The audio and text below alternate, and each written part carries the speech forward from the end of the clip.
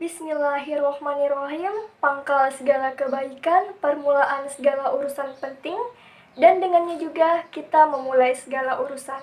Badi Usaman Said Nursi. Assalamualaikum warahmatullahi wabarakatuh. Waalaikumsalam warahmatullahi wabarakatuh.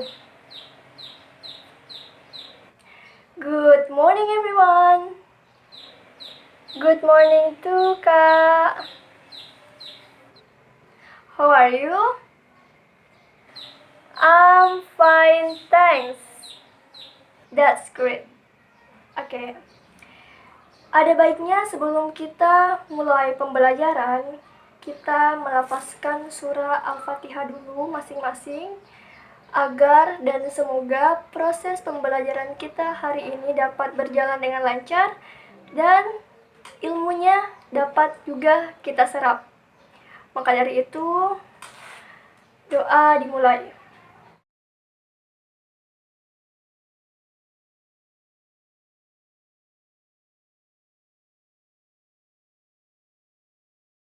Belajar merupakan proses dalam ranah ruang pendidikan.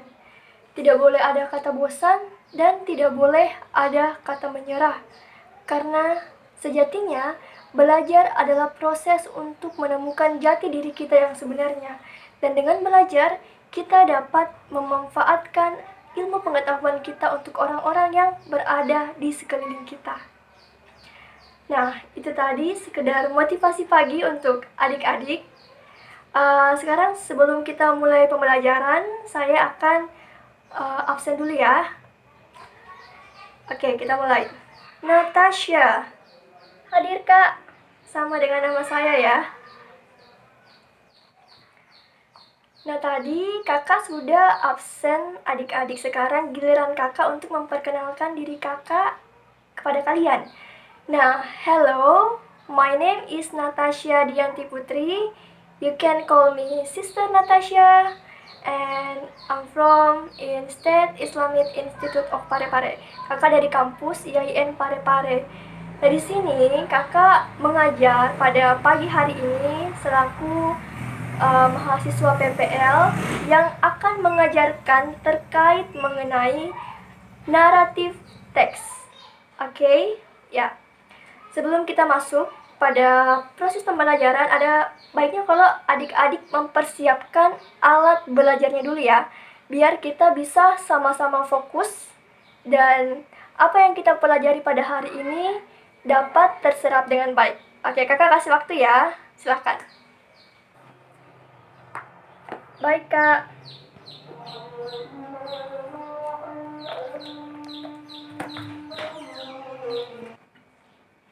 Baik adik-adik, kita bisa mulai ya sekarang. Bisa kak. Oke. Nah, di sini kakak akan memberitahu apa saja sih kompetensi dasar dan indikator yang akan kita capai pada proses pembelajaran kali ini. Nah, yang pertama pada kompetensi dasar yaitu menganalisis dan membedakan fungsi sosial, struktur teks, dan unsur kebahasaan pada sebuah naratif teks. Yang kedua, menangkap makna naratif teks secara lisan dan tulisan. Kita masuk pada indikatornya. Indikator pertama, mengidentifikasi fungsi sosial naratif teks. Yang kedua, mengidentifikasi struktur naratif teks. Yang ketiga, mengidentifikasi unsur kebahasaan naratif teks. Yang keempat, menentukan struktur naratif teks dengan benar. Dan yang terakhir atau yang kelima, menjawab pertanyaan berkaitan dengan isi naratif teks. Ya, jadi itulah tadi mengenai kompetensi dasar dan indikator pembelajaran kita. Nah, kakak sudah mau mulai masuk pada poin atau inti dari pembelajaran hari ini. So, without wasting time anymore, are you ready? Ready? Now, di sini kakak sudah siapkan PowerPoint terkait materi kita hari ini. Jadi adik-adik bisa lihat ya di PowerPoint kakak, yang dimana nanti kakak akan jelaskan dengan baik. Naratif text. Our topic is about narrative text. Okay? Introduction. Jadi sebelum kita masuk, ada baiknya kalau kita tahu poin utama pembelajaran hari ini. Yang pertama, definition of narrative text. Kedua, types and characteristic of narrative text. Ketiga, generic structure of narrative text. Keempat, examples of narrative text. We start from the first, the definition of narrative text. Narrative text adalah suatu jenis teks yang berupa cerita khayalan atau kisah nyata yang direkayasa. Dalam hal lain bisa disebut dengan dongeng. Nah, naratif teks di sini menceritakan suatu cerita yang memiliki rangkaian peristiwa kronologis yang saling terhubung satu dengan yang lainnya. Adapun tujuannya yaitu untuk menghibur para pembaca dari naratif teks tersendiri. Selanjutnya, next, types of narrative text atau jenis-jenis dari naratif teks. Ada 10 yang saya paparkan. 1. Fairy tale. 2. Mystery. 3. Science fiction. 4. Romance. 5. Horror. 6. Fable. 7. Myth and legend. 8. History. 9. Slice of life. Dan 10. Personal experience. Jadi di sini contoh dari naratif teks atau jenis-jenisnya yang ada pada konteks pembahasan kita. Dan adik-adik pasti tahu kan yang mana dinamakan cerita misteri, fiction, romance, fable, legend, dan lain sebagainya. Next, the characteristic of narrative text. Yang pertama ada noun. Pada umumnya, noun digunakan sebagai kata ganti orang, hewan, atau benda. Kedua, menggunakan past tense. Nah, naratif teks di sini menggunakan kata kerja lampau atau verb to ya. Ketiga, time connective, merupakan kata penghubung waktu untuk mengurutkan kejadian dalam cerita. Keempat, ada action verbs-nya, di mana kata kerja yang menunjukkan peristiwa atau kegiatan. Dan yang kelima, saying and thinking verb. Ya, kata kerja yang menunjukkan pelaporan atau ujaran. And the last is the generic structure of narrative text atau struktur yang ada pada narrative text. Yang pertama, orientation. Orientation itu pendahuluan atau pembuka yang berupa pengenalan tokoh, waktu, alur cerita, dan tempat. Yang kedua itu ada complication, yaitu pengembangan konflik atau pemunculan masalah pada sebuah cerita. Yang ketiga, resolution, penyelesaian konflik atau langkah yang diambil untuk menghadapi atau merespon sebuah masalah. Dan yang terakhir ada reorientation, yang dimana reorientation di sini merupakan ungkapan-ungkapan penutup dari suatu cerita. Bisa juga berisi tentang pelajaran atau pesan moral yang ada pada naratif teks tersendiri. Adik-adik, sampai di sini ada pertanyaan seputar naratif teks? I have a question. Ya, Natasha, silahkan. Please, your question. Pertanyaan saya di sini, Kak. Kan tadi kakak sudah jelaskan di PowerPoint kakak mengenai karakteristik of narrative text. Nah, di sini pertanyaannya, apa sih Kak perbedaan dari past tense, action verbs, dan saying and thinking verbs, Kak? Karena kalau mau dilihat, saya tadi di penjelasan kakak itu hampir sama ya Kak. Jadi bagaimana sih itu Kak menurut kakak? Wow, nice question from Natasha. Yang dimana bunyinya itu apa perbedaan dari past tense, action verb, dan saying and thinking verb in characteristic of narrative text. Ya. Nah, pada ketiga hal itu ya, Dek, sebenarnya pada past tense, action verb, saying and thinking verb itu mereka semua tergolong dari kata kerja atau verb, baik itu irregular verb ataupun regular verb. Perbedaannya di sini atau perbedaan kecilnya cuma pada penggunaannya. Kalau past tense itu semua kata kerja, semua verb, baik itu regular ataupun irregular. Sedangkan action verb itu, dalam verb itu terkadang ada yang namanya kata kerja yang dimana kita bertindak dan kata kerja yang dimana kita tidak bertindak. Misalkan, kalau action verb itu seperti climb, memanjat, swim, berenang. Nah, kalau yang tidak bertindak itu seperti see, melihat, dan sebagainya. Terus, saying and thinking verb. Nah, hampir sama, dia juga pastinya kata kerja ya, Dik. Cuma di sini kata kerja saying and thinking itu merupakan kata kerja yang menunjukkan pelaporan atau ujaran pada suatu cerita. Misalkan dalam cerita Cinderella, ada kan yang namanya ibu tirinya. Misalkan ibu tirinya berkata, Cinderella stepmother said, told, atau thought. Itu yang namanya ujaran atau pelaporan untuk saying and thinking verb ya, Dik. Ya, bagaimana? For Natasha, sudah paham, Dik? Ya, bagus.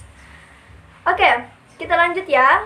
Di sini kakak akan memberi contoh cerita dalam bentuk video mengenai naratif teks. Adapun contohnya itu kisah legenda atau cerita rakyat yang ada di Indonesia, with the title is Maling Kundang. Nah, jadi adik-adik tolong perhatikan ceritanya. Nah, setelah adik-adik nonton atau dengar ceritanya, kakak akan beri tugas. Nah, di sini kakak punya media atau contoh story map seperti ini, yang dimana ketika adik-adik sudah nonton dan dengar ceritanya, adik-adik kakak beri tugas untuk menemukan karakter pada cerita tersebut, settingnya apa, problemnya, three main events, dan resolutionnya apa saja. Jadi tolong adik-adik perhatikan sebaik-baiknya ya. Kakak putar videonya. Okay, let's get start the video about Maling Kundang.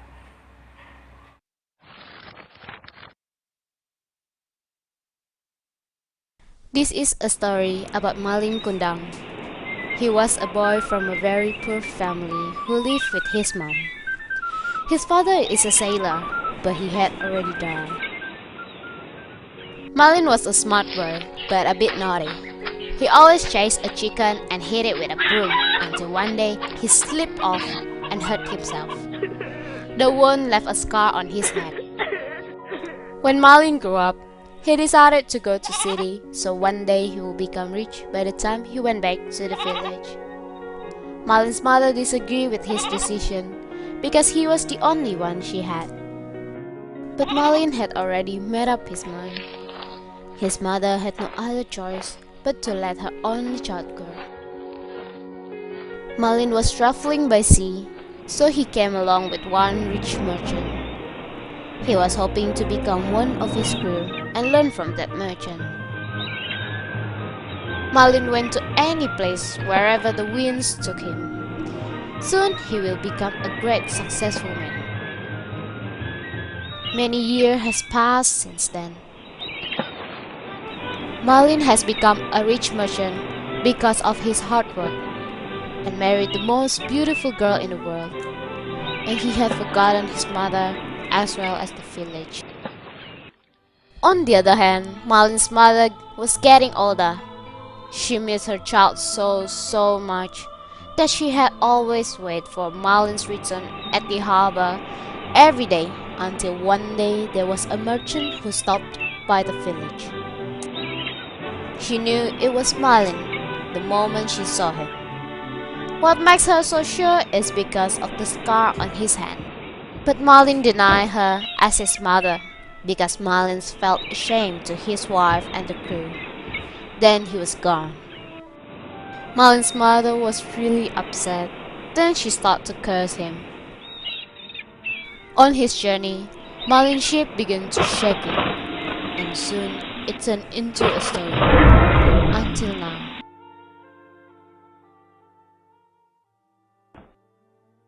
Oke, sudah. Jadi tugas adik-adik seperti yang kakak bilang tadi, waktunya untuk jawab story map-nya. Kakak beri waktu 15 menit. Setelah itu langsung dikumpul ya, karena akan dinilai langsung oleh guru bahasa Inggris adik-adik. Oke, silahkan ambil kertasnya.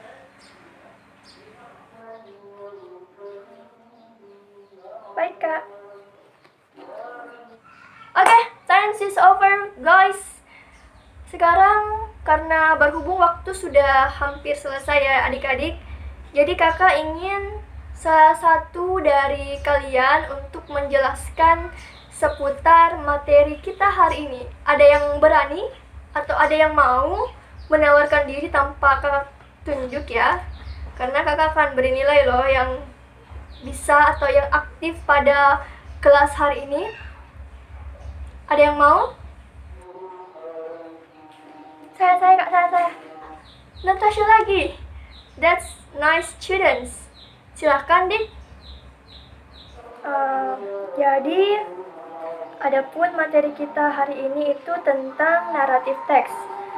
Naratif teks adalah jenis teks yang berupa hayalan dan kisah nyata yang direkayasa atau dongeng. Tujuannya di sini kak untuk menghibur pembacanya. Adapun jenis-jenis dari naratif teks itu seperti fairy tale, fable, legend, myth, romance, horror, slice of life, dan sebagainya kak. Nah contohnya itu seperti yang tadi diputar kak, kisah maling kundang. Ya, seperti itu kak. Oke, kita beri applause untuk Natasha. Ya, baik adik-adik, karena berhubung waktunya selesai, jadi kakak akan menutup kelas pada hari ini. Untuk pertemuan selanjutnya, adik-adik akan diajar langsung atau diajar kembali oleh guru bahasa Inggrisnya. Pesannya Ibu Rose atau guru bahasa Inggris adik-adik itu bahwasanya pertemuan selanjutnya adik-adik akan storytelling atau mendongeng di depan kelas mengenai naratif teks apa saja. Jadi adik-adik persiapkan diri untuk pertemuan selanjutnya. Nice to meet you. Kakak senang banget karena bisa diberi kesempatan mengajar di kelas ini. Ya, sebelum kita menutupnya, ada baiknya kalau kita berdoa terlebih dahulu dan mengucapkan Alhamdulillahirabbil alamin. Kakak akhiri dengan mengatakan, do not give up, keep fighting, and I believe that everyone can be a noble of education. Wassalamualaikum warahmatullahi wabarakatuh. Waalaikumsalam warahmatullahi wabarakatuh.